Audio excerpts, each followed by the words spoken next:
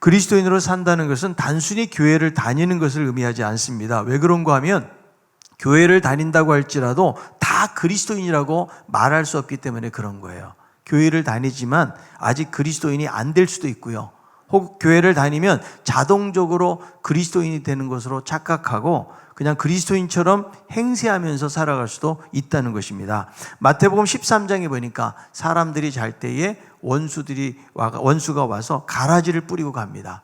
주인은 밭에서 곡식과 가라지가 함께 자라는 것을 허용을 하고 추수 때까지 기다리라고 하는 것이죠. 그러니까 한 밭에 곡식과 가라지가 공존하고 있다는 것입니다. 며칠 전에 제가 아파트에 들어가는데 나름대로 많이 알려진 목사가 해외에서 집회를 한다는 전단지가 꽂혀 있어요. 이 사람은 이단으로 알려진 사람인데 한번 집회를 하면 해외에서나 국내에 수많은 인파들이 모이는 잘 알려진 사람이에요. 이 사람이 하는 말이 해외의 많은 지도자들은 자기를 인정해 주는데 왜 이 한국 교회에서는 자기에게 문제를 삼느냐라고 그렇게 주장을 합니다. 그러니까 이 사람도 똑같이 성경을 사용하고 예수님을 증거하고 또 참된 구원이 무엇인지를 가르치는 것이죠. 그래서 구분이 잘 안 돼요. 왜 이단이라고 하는 것일까? 다 비슷한데 결정적인 부분에 차이가 있는 거예요. 그러니까 성경을 자의적으로 해석해서 잘못된 교리를 가르치기 때문에 그런 것입니다. 여러분, 교회라고 다 교회일 수 없고요. 성도라고 다 성도일 수가 없는 것입니다. 우리가 그리스도인이 된다는 것이 단순히 예배에 참석하고 혹은 교회 멤버십을 가지고 다니는 사람을 의미하는 것이 아니라는 거예요. 그리스도인이 된다는 것은 주님을 인격적으로 영접하고 그리스도께 완전히 속한 사람이 되는 것을 의미하는 거예요. 그리고 신앙을 자기 방식이나 경험으로 받아들이는 것이 아니고 말씀 안에서 바르게 진리를 배우고 알고 깨닫고 따라가는 사람, 이런 사람을 그리스도인이라고 말할 수가 있는 것입니다. 자, 기독교는 예수님께서 승천하시고 이제 그 제자들을 중심으로 세워진 그런 신흥 종교였기 때문에 초대교회 안에서는 복음의 본질을 훼손시키는 그런 가르침들이 많았어요. 그러니까 사도 바울이나 제자들이 여러 지역을 다니면서 교회를 세웠지만 이 거짓 교사들로 인해서 복음의 본질이 흐려지고 잘못된 교리 전파로 인해서 교회들이 여러 가지 위험한 상황에 처하기도 했다는 것입니다.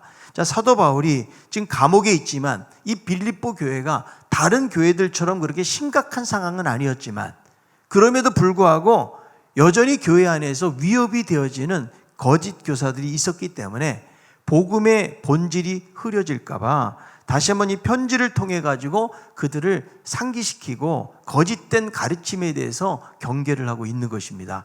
그래서 오늘 이 본문을 보면 그렇다면 진정한 그리스도인이 어떤 삶을 살아야 되는지를 우리에게 보여주고 있는데 무엇보다도 진정한 그리스도인들은 복음의 진리 위에 바로 서는 사람이다. 그래서 이 빌립보 교회에 경고를 하고 있는 사람들이 누군가 하면 바로 유대 율법주의자들이라고 말할 수 있습니다. 이들을 향해서 어떻게 표현하는가 하면 2절에 나와 있는데요. 2절에 있는 말씀, 개들을 삼가고 행악하는 자들을 삼가고 몸을 상해하는 일을 삼가라. 그러니까 개들, 행악하는 자들, 몸을 상해하는 일을 하고 있는 사람들, 동일한 대상자를 지칭해주고 있는 말인데요. 여기서 개들이라고 그러잖아요. 개는 유대인들에게 아주 혐오스럽고 불결한 그런 동물들로 알려져 있어요. 요즘은 여러분 이런 욕을 들은 지가 꽤 오래된 것 같아요. 우리 한국에도 보편적인 욕 중에 하나가 개에 대해서 비유를 하는, 과거에 한두 번씩은 해봤을 만한 그런 욕이 이제 무엇인지 말을 안 해도 알 텐데요. 지금 그들을 향해서, 유대주의자들을 향해서 개들이라고 이야기하는 거죠. 왜 그렇게 지칭하는가? 그 정도로 복음에 대해서 해악을 끼치는 대상이기 때문에 그렇게 지칭을 하고 있는 것입니다. 신앙적인 열심이라는 것은 다양한 모임과 형태로 표현이 되어지는데 초대교회에서 가장 악영향을 미친 사람들 중에 하나가 바로 유대 율법주의자들이에요. 이들의 주장이 무엇인가? 한마디로 말하면 예수 그리스도를 믿는 믿음만으로는 구원을 받을 수가 없다는 거예요. 이들이 주장은 뭐예요? 육체적으로 할례를 받아야 된다. 여러분 구약 성경에 보면 이 할례는요 하나님의 백성들에게 가장 중요한 표징이었어요. 그래서 하나님께서 아브라함하고 언약을 맺으시면서 언약의 증표로 이 꼭 할례를 행하라고 말씀하셨거든요. 창세기 17장 10절이에요. 너희 중 남자는 다 할례를 받으라. 이것이 나와 너희와 너희 후손 사이에 지킬 내 언약이니라. 그러니까 남자는 태어나면 누구나 8일 만에 할례를 받아야 됐거든요. 그래서 이 할례는 무엇입니까? 생식기의 표피를 잘라냄으로써 이제는 하나님의 말씀 앞에 완전히 복종하고 율법대로 성결한 삶을 살겠다고 하는 하나의 표식을 갖는 것이죠. 그래서 할례를 행하느냐 안 행하느냐에 따라서 구약에서는 하나님의 백성이 되느냐 되지 않느냐를 결정하는 아주 중요한 상징이었다는 것이죠. 그러니까 여러분, 이 유대 율법자들이 볼 때는 지금 어때요? 이방인들이 교회 안에 들어왔거든요. 그들이 과거에는 막 우상만 숭배하다가 아무것도 율법에 대해서 모른 채 들어왔어요. 그런데 예수 그리스도를 믿는 믿음으로 구원을 받는다고 그러니까 이 사실을 받아들일 수가 없는 거예요. 여러분, 유대 율법주의자들은 얼마나 어렸을 때부터 철저하게 율법을 지키려고 노력을 했겠어요? 그런데 하루아침에 물거품이 되는 것 같은 느낌을 충분히 받을 수가 있는 거죠. 예를 들어서 여러분, 정부가 바뀌어서 만약에 화폐를 개혁한다고 해보세요. 내가 열심히 피 같은 돈을 모아놨는데 어느 날 화폐가 개혁이 돼서 이전의 돈은 사용을 못하고 새로운 지폐가 사용이 된다고 해보세요. 아무 소용이 없는 것이잖아요. 아마 이런 느낌을 받았을 것 같아요. 이제는 그 구원이 그리스도를 믿는 믿음으로 해결된다. 이거를 받아들일 수가 없는 것이죠. 그래서 여러분, 할례 자체는 잘못된 것이 아니지만 할례를 구원의 요건으로 받아들이는 것이 잘못된 것이다. 여러분, 이 할례는요, 예수 그리스도로 말미암아 공허한 의식이 된 거예요. 그래서 구원은 율법을 지켜서 내가 할례를 받거나 혹은 율법을 행해서 이루어지는 것이 아니고 그리스도를 믿는 믿음으로 된다. 이것이 여러분 성경에서 말하는 그런 복음에 대한 것이라고 말할 수 있습니다. 자, 갈라디아서 2장 16절이에요. 사람이 의롭게 되는 것은 율법의 행위로 말미암음이 아니요 오직 예수 그리스도를 믿음으로 말미암는 줄 알므로 우리도 그리스도 예수를 믿나니 이는 우리가 율법의 행위로서가 아니고 그리스도를 믿음으로써 의롭다함을 얻으려 함이라.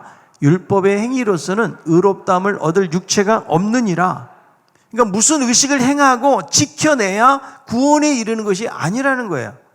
그러니까 진정한 하나님의 자녀가 되고 아브라함의 후손이 되는 것은 율법을 행하는 자가 아니고 믿는 자라고 말씀하고 있는 것입니다. 갈라디아서 3장 11절.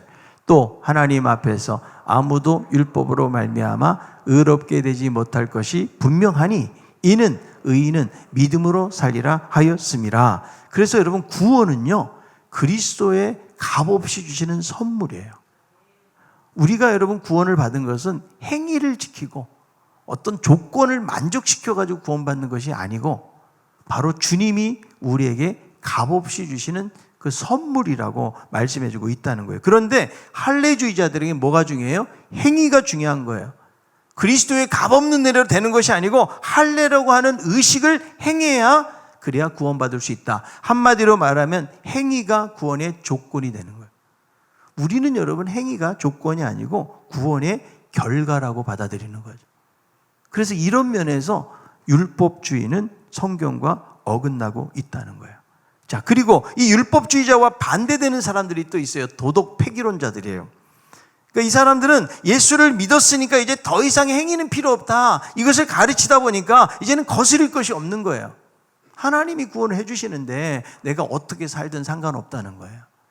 그래서 육체의 쾌락을 즐기면서 살아도 하나님이 구원해 주시니까 더 이상의 행위가 필요 없다고 율법주의자는 반대로 극단에서 주장하는 사람들인 것이죠. 그래서 이들에 대해서 빌립보 3장 19절에 이렇게 말씀합니다. 그들의 마침은 멸망이요 그들의 신은 배요 그 영광은 그들의 부끄러움에 있고 땅의 일을 생각하는 자라. 그러니까 여러분, 이 빌립보 교회 안에는 율법주의자들 뿐만 아니라 도덕 폐기론자들이 있어가지고 복음 신앙에 위협을 주고 있다라는 거죠. 그렇다면 여러분, 진정한 복음 위에 서 있는 삶은 어떤 삶인가? 이 두 가지의 극단의 태도에 치우치지 않는 삶을 말하는 거예요. 여러분, 우리가 예수 믿었다고 해서 세상에서 자신을 분리하고 자신의 행위로 구원을 이룰 수 있는 것처럼 마치 그냥 중세 수도사들처럼 항상 진지하고 고민하고 슬퍼하면서 훈련과 절제를 통한 금욕적인 삶이 꼭 예수를 믿는 삶이 아니라는 거예요. 그와 반대로 인생이 짧으니까 먹고 마시자. 인생의 시련과 어려움은 무시하고 건강과 돈이 있을 때 하고 싶은 거 다 하면서 사는 거. 이것도 바른 태도가 아니라는 거예요. 이 두 가지 태도는 율법주의 그리고 도덕 폐기론자와 같이 치우치고 잘못된 태도로 살아가고 있다는 거예요. 여러분, 복음 위에서 살아가는 삶의 태도가 무엇인가?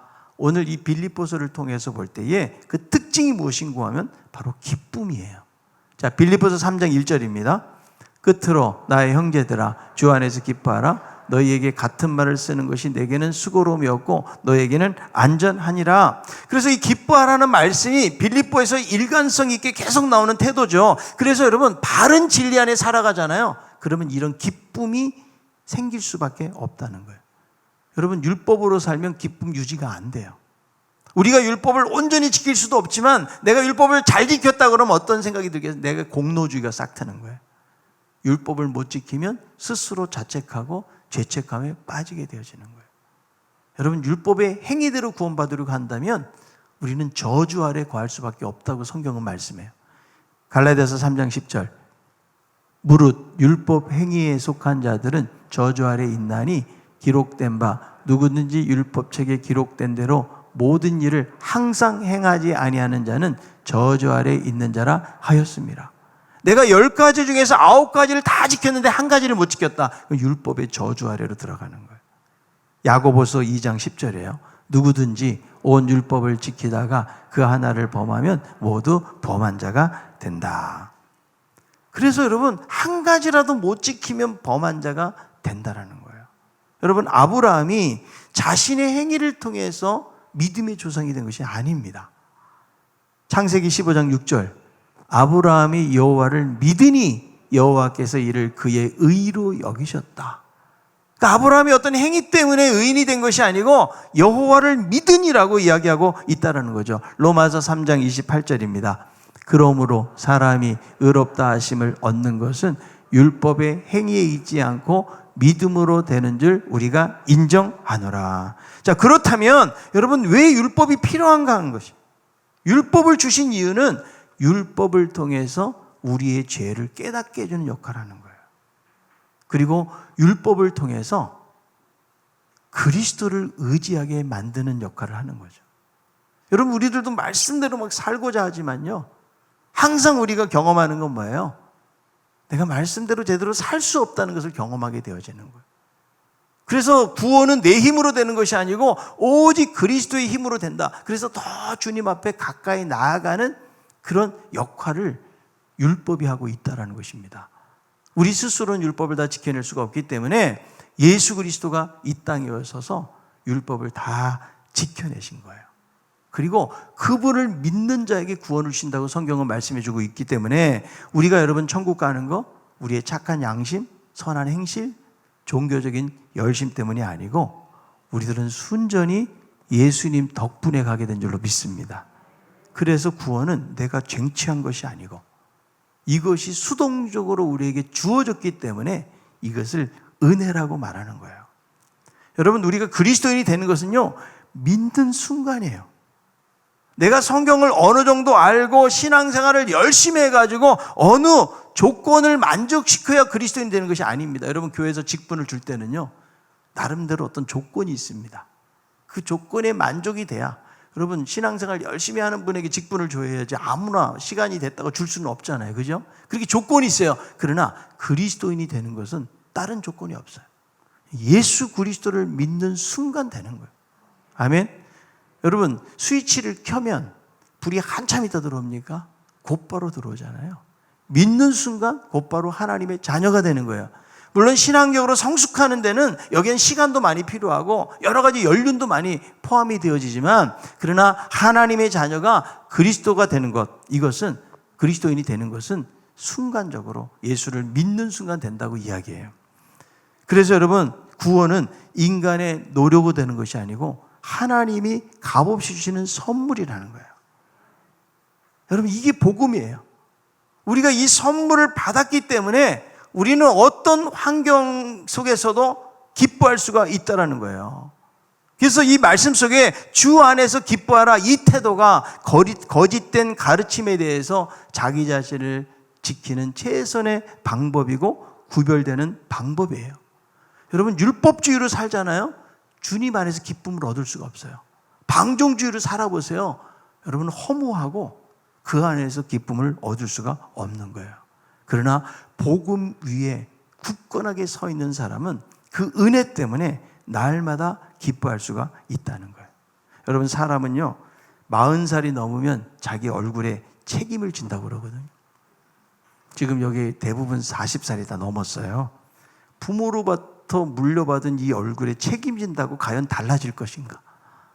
물론 병원 가서 뜯어 고치면 달라지겠지만 사실 얼굴은 후천적인 환경이나 자기 관리에 의해서 바뀐다는 거예요. 그래서 여러분, 우리가 구원을 받고 기뻐한다 그러면 이게 어디로 나타나야 되느냐? 얼굴로 나타난다. 여러분, 슬플 때 막 손이 뻘개집니까? 여러분, 발로 나타나나요? 신체로 나타나는 게 얼굴로 나타나요. 내 마음속에 여러분 걱정, 근심 많아보세요. 얼굴에 딱 수심이 가득한 게 보여요. 그러나 내 안에 진정한 기쁨이 있는 사람들은 어디로 나타난다고요? 얼굴에 나타난다.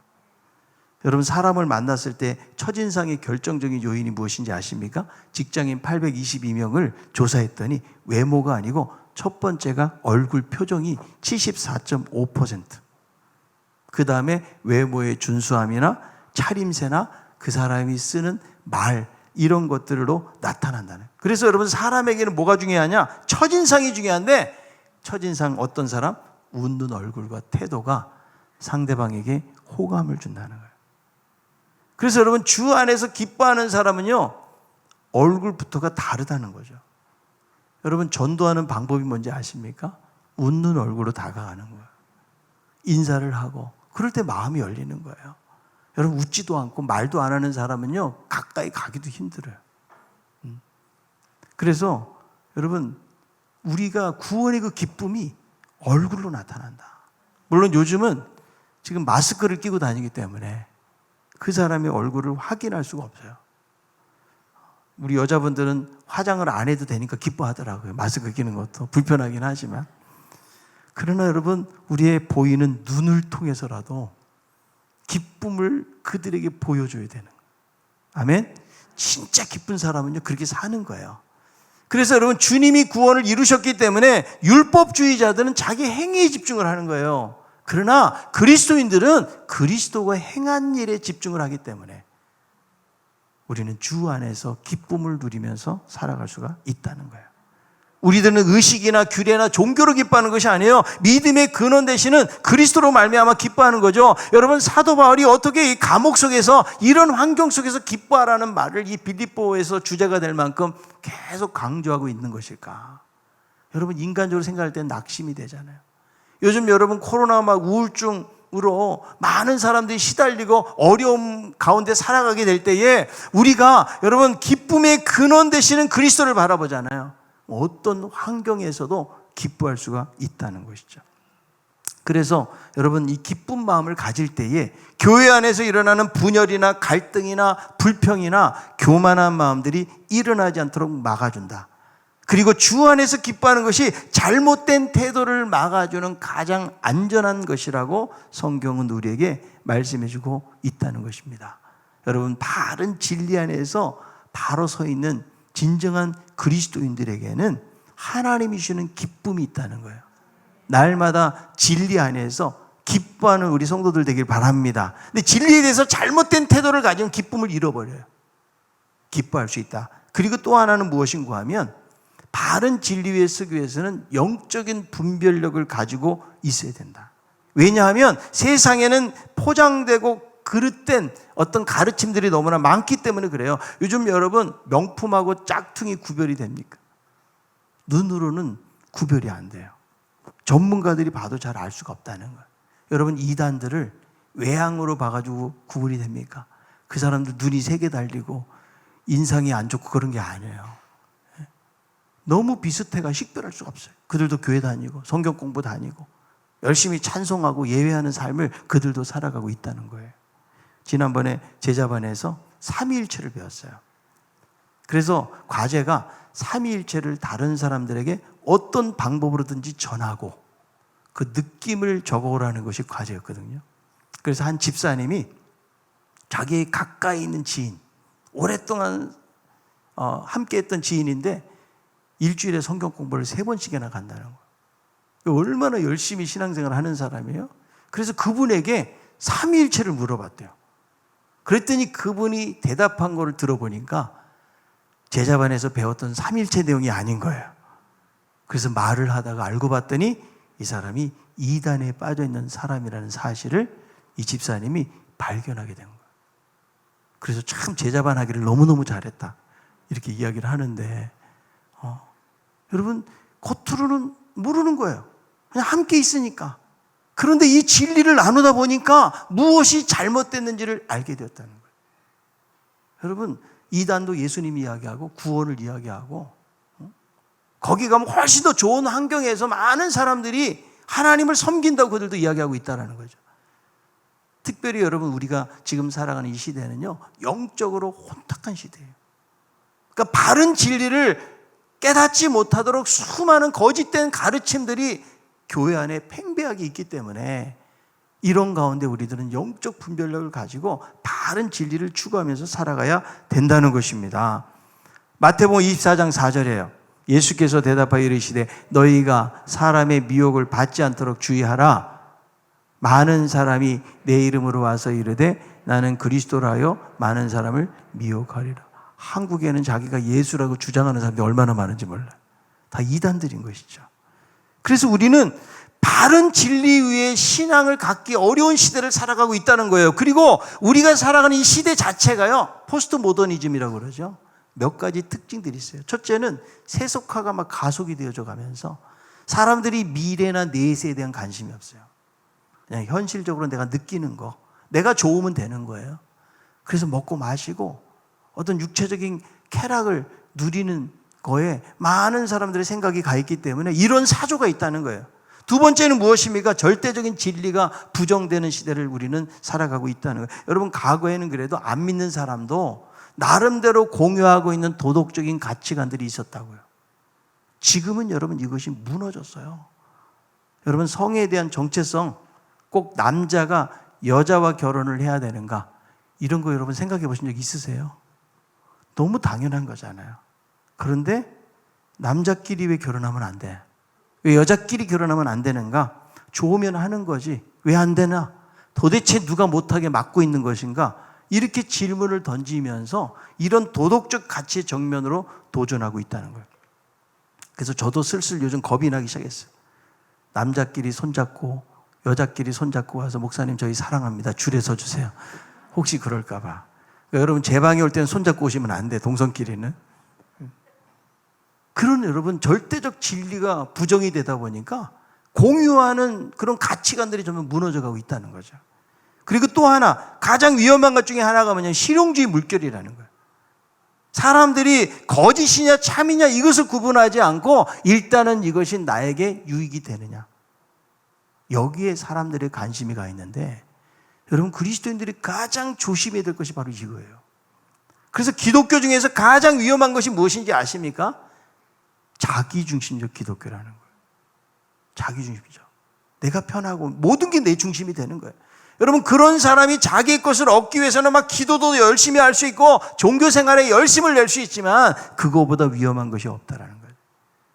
그래서 시대가 점점 선명한 기준들이 사라져가고 이 혼탁한 시대를 살아가고 있기 때문에 우리가 복음의 신앙의 바로서라는 이 하나님의 말씀을 우리가 잘 기억을 해야 되는 거예요. 여러분 교회는요 세상적으로 유력하고 대단한 사람들이 모이고 성도 수가 많고 건물이 좋다고 해서 자랑할 것이 아니라는 거예요. 무엇보다도 교회는 바른 복음 위에 서 있어야 된다. 여러분 전통 자랑할 것도 없어요. 우리 교회가 과거에는 어땠는데 여러분 한국교회에서 기둥같이 역할을 하던 교회들이 지금 다 점점점 쇠퇴해가는 그런 모습들을 보거든요. 여러분, 우리 신강교회는 세상의 잘못된 가치에 빠지거나 혹은 한국교회 안에 스며들어 있는 거짓된 가르침에 현혹되지 말고 복음의 신앙 위에 바로 쓰고 그 진리를 붙잡고 기뻐하며 살아갈 수 있는 우리 성도들이 다 될 수 있기를 바랍니다. 그래서 여러분, 진리에 대해서 좀 사모하는 마음을 가져야 돼요. 여러분, 열심히 말씀을 배우지 않으면 내가 설교 한두 번 듣는다고 깨닫는 게 아니에요. 계속 훈련하고 말씀을 배우고 묵상하고 이렇게 해도 자기 신앙을 유지해가고 바른 길 위에 서기가 어려워요. 오랫동안 신앙생활을 했음에도 불구하고 자기가 주장하는 거 보면 너무 성경적이지 않은 그런 가치관들을 주장하는 크리스찬들도 의외로 많이 있어요. 그러므로 여러분, 우리들은 복음의 진리 위에 바로 설 수 있는 삶을 살아갈 수 있기를 바랍니다. 이런 사람들의 특징에 대해서 말씀하는 첫째는 하나님의 성령으로 봉사하는 사람들이에요. 자, 빌립보서 3장 3절입니다. 하나님의 성령으로 봉사하며 그리스도 예수로 자랑하고 육체를 신뢰하지 아니하는 우리가 곧 할례파라. 그러니까 진정한 할례파, 진정한 그리스도인이 어떤 사람들인가? 하나님의 성령으로 봉사하는 사람이래요. 여러분, 여기서 이 봉사라는 말은 다른 곳에도 봉사하다, 섬기다 이런 말도 있지만 예배하다, 희생 제사를 드리다 이런 의미를 가지고 있어요. 그러니까 여기서 이 봉사라는 말은 단순히 사역을 의미하는 말이라기보다는 하나님을 섬기는 거, 하나님을 예배하는 거예요. 그래서 여러분, 어떻게 예배해야 된다? 하나님의 성령으로 섬기고 예배해야 된다라고 성경은 말씀해주고 있다는 거예요. 여러분, 왜 성령으로 예배를 해야 될까요? 성령이 역사해야 말씀이 깨달아지기 때문에. 아무리 세상에 여러분 똑똑한 사람들을 데려다 놔도 하나님의 말씀이 깨달아지지 않아요. 그러나 초등학교도 제대로 나오지 못한 분이라 할지라도 하나님의 말씀은 성령으로 깨닫게 해주신다. 그러므로 우리의 예배가 하나님의 성령으로 예배하는 거예요. 그런데 여러분, 율법주의자들은 어때요? 하나님으로부터 마음이 멀어져 있어요. 자신들이 그동안 행했던 어떤 공로에만 그들의 관심이 가 있다는 거예요. 그래서 하나님이 받으시는 진정한 예배가 되지를 못하는 거예요. 누가복음 18장에 보니까 바리새인과 세리 기도가 나오거든요. 바리새인의 기도의 특징이 뭘까요? 하나님, 저는 저 사람들하고 같지 않습니다. 불의를 행하거나 토색한 그런 일들이 없고 저는 정말 깨끗하고 정결하게 살았습니다. 그리고 제가 소득의 11조를 합니다. 제가 금식을 합니다. 하나님 앞에서 인간의 공로를 자랑하는 것밖에 없는 거예요. 그런데 세리는 어떻게 기도해요? 가슴을 치면서, 하나님, 저는 불쌍한 죄인입니다. 저를 긍휼히 여겨 주옵소서. 하나님이 누구의 기도를 받으세요? 세리의 기도를 받으신다. 이사야 29장 13절에요. 주께서 이르시되 이 백성이 입으로는 나를 가까이하며 입술로는 나를 공경하나 그들의 마음은 내게서 멀리 떠났나니 그들이 나를 경외함은 사람의 계명으로 가르침을 받았을 뿐이라. 그러니까 여러분, 율법의 행위로 구원에 이르고자 하는 태도는 사람의 계명으로 가르침을 받은 것하고 다를 바가 없는 거예요. 여러분, 우리들은 예배할 때 어떻게 예배해야 되는가? 하나님의 성령으로. 자, 요한복음 4장 24절. 하나님은 영이시니 예배하는 자가 영과 진리로 예배할지니라. 여기서 이 영이 성령과 진리로 예배하는 거예요. 여러분, 하나님은 영이시기 때문에 외형이 중요한 것이 아니에요. 우리가 예배할 때에 우리의 마음속에 하나님을 사랑하는가, 헌신에 대한 어떤 태도, 하나님이 이것을 보시는 거죠. 그래서 하나님이 찾는 사람은 중심에 통해하는 자, 그리고 상한 심령으로 나오는 자를 찾으신다고 말씀하고 있기 때문에 우리들이 여러분 예배를 드릴 때마다 하나님의 성령으로 드려지는 예배가 되기 원합니다. 그래서 우리의 영혼이 하나님을 향하고 그분을 의지해야 돼요. 여러분, 성령을 의지하지 않잖아요. 그러면 우리의 예배도 바리새인이나 혹은 율법주의자들처럼 형식적인 예배를 드리기가 쉽다는 거예요. 성령을 의지하고 하나님의 영으로 예배하고 섬길 때에 죽은 예배가 아니고 살아있는 예배가 될 줄로 믿습니다. 여러분, 예배를 드릴 때마다 하나님의 성령이 제 마음을 열어주시고 하나님의 성령과 말씀을 힘입어서 드려지는 예배가 되기를 원합니다. 이것이 여러분 진정한 그리스도의 삶이라고 말씀해주고 있는 것입니다. 두 번째로는 그리스도 예수로 자랑하는 사람들. 여러분, 진정한 그리스도인은 누구를 자랑한다고요? 그리스도 예수를 자랑한다는 거예요. 여러분, 자랑한다는 것은 모든 것이 된다는 거예요. 세상을 살다 보면 여러분 자랑거리들이 많이 생기잖아요. 자랑은 여러분 인간의 생리적인 욕구입니다. 그래서 자랑을 하는 거죠. 여러분, 무엇을 자랑할까요? 내 안에 있는 것을 보이고 싶은 거죠. 존 파이퍼는 말하기를 자랑은 내적 교만의 외적 표현이라는 이런 말을 사용을 했거든요. 여러분, 내 안에 자식으로 가득 차 있으면 자식 자랑밖에 안 하는 거예요. 내 안에 사회적인 지위와 어떤 위치가 중요하다고 여기는 사람 그것만 자랑하는 것이고, 내 안에 돈이 내 인생의 전부라고 생각하는 사람은 돈으로 인한 것밖에 자랑할 것이 없다라는 거예요. 여러분, 예수가 전부인 사람은 누구를 자랑해요? 예수를 자랑하는 거예요. 율법주의자들은 율법의 유산이나 유대민족이라는 특권의식이나 선행이나 뭐 이런 것들을 자랑하는 것이죠. 왜 그럴까요? 그 모든 것이 그들의 전부이기 때문에 그래요. 그러나 사도 바울은 어때요? 이 사람도 자랑거리가 너무나 많은 사람이지만 오직 그리스도를 자랑해요. 왜냐하면 인생의 전부를 차지하고 있기 때문에. 갈라디아서 6장 14절. 그러나 내게는 우리 주 예수 그리스도의 십자가 외에 결코 자랑할 것이 없으니 그리스도로 말미암아 세상이 나를 대하여 십자가에 못 박히고 내가 또한 세상에 대하여 그러하니라. 자신은 육체를 신뢰하지 아니한다고 이야기했거든요. 그런데 율법주의자들은 무엇을 자랑하겠어요? 내가 얼마나 예배를 잘 드리고 헌금을 얼마나 많이 하고 내가 얼마나 금식을 하고 이런 종교적인 의식이나 행위들을 자랑하는데 결국 뭐예요? 인간의 의를 자랑하고 있다는 거예요. 여러분, 인간의 의를 자랑하면 교만해지는 거예요. 하나님을 온전히 예배할 수가 없다라는 거예요. 여러분, 이 말씀을 통해서 우리들은 내가 정말 진정한 그리스도인이라면 오직 그리스도를 자랑하고 살아가는 거예요. 우리는 세상의 자랑으로 돌아서는 순간 하나님의 은혜로부터 멀어지고요. 내가 마치 내 인생의 주인인 것처럼 교만한 마음으로 살아가게 되어진다는 거예요. 물론 여러분, 살다 보면 우리가 삶 속에서 서로가 축하해주고 격려해주실 좋은 일들이 많이 생깁니다. 뭐 그런 거 전혀 자랑하지 말고 항상 예수님만 자랑해라. 저는 그렇게 받아들이지는 않아요. 그러나 진정한 우리의 자랑의 본질이 누구냐는 거예요. 그것은 바로 예수 그리스도다. 왜냐하면 내가 내 행위를 통해 가지고 내가 구원을 이룬 것이 아니기 때문에, 그분이 은혜로 나를 구원해 주셨기 때문에 그분을 생각하면 그분을 자랑하지 않을 수가 없는 거예요. 그래서 내 인생의 전부가 되는 거예요, 예수 그리스도가. 여러분, 세상 것을 우리가 자랑한다면 세상 것이 우리의 전부가 되는 거예요. 그런 자랑은 하나님이 보실 때 하나님 별로 안 좋아하세요. 하나님은 자랑하는 자를 별로 안 좋아하세요. 이 모든 것이 하나님의 은혜입니다.